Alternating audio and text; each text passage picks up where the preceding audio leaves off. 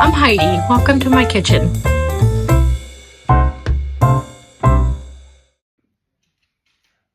Okay, so we are on to day 2, and today we are making Vietnamese Phở from Vietnam.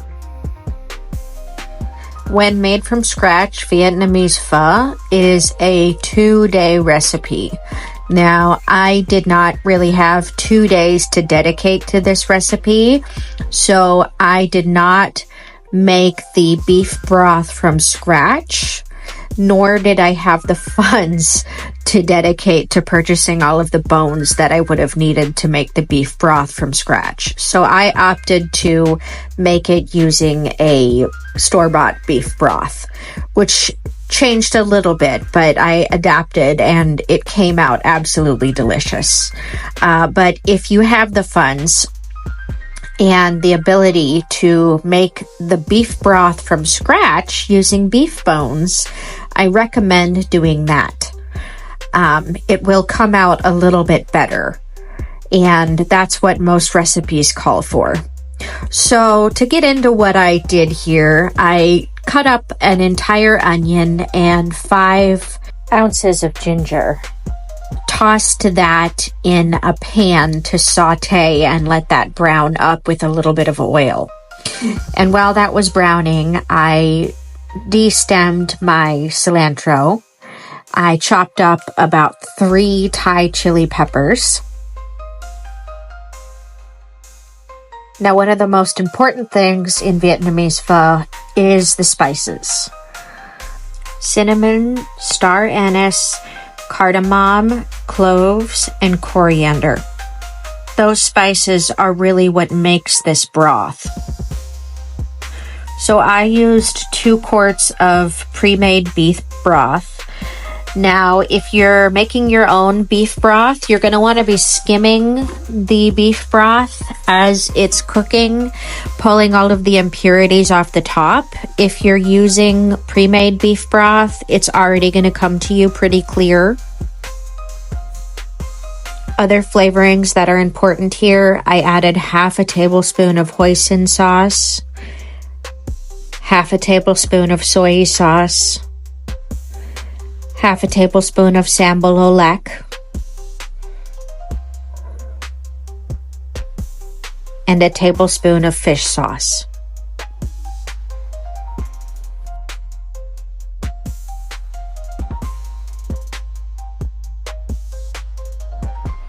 I made sure to continue tasting the broth as it was cooking and seasoning as it went along.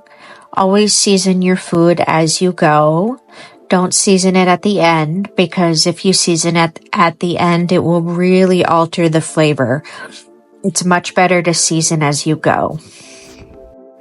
Now for this one, I cut up a really decent sized beef tenderloin.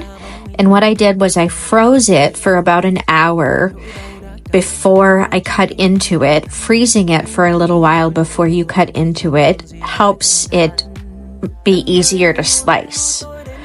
So I highly recommend doing that if you're going to be slicing meat very thin. Freezing it for a while first, not fully freezing it, but freezing it for an hour or so makes it much easier to cut it.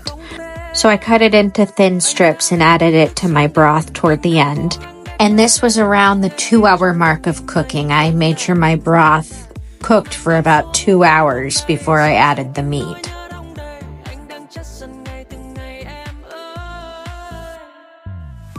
I sliced up some green onions.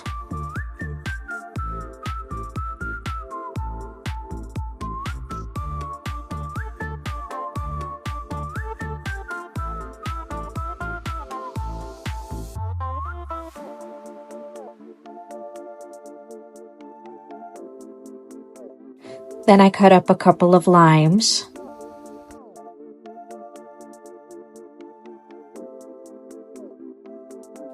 I laid out some bean sprouts.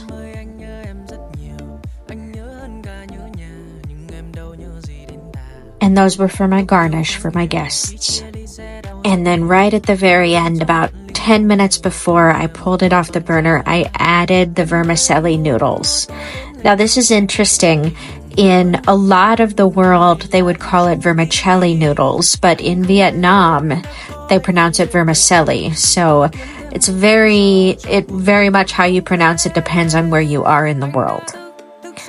So then I served my pho. It was ready to serve, and there you see me adding my garnish, my lime, my bean sprouts, a little bit of cilantro, and some Thai basil, and green onions. And it is ready.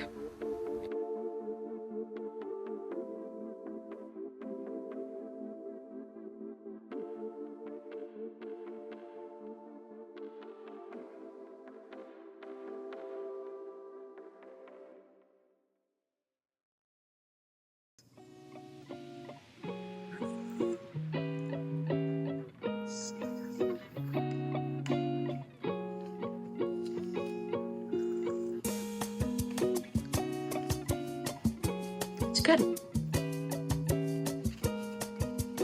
It has a very spicy lime flavor. The lime really carries. It's really good. Tastes like a Vietnamese pho.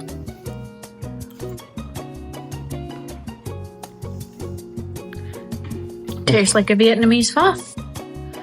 I lived in Los Angeles for 8 years, and I got my culinary degree in Los Angeles, and so I've had a lot of very authentic pho, and this tasted very authentic. It was so good.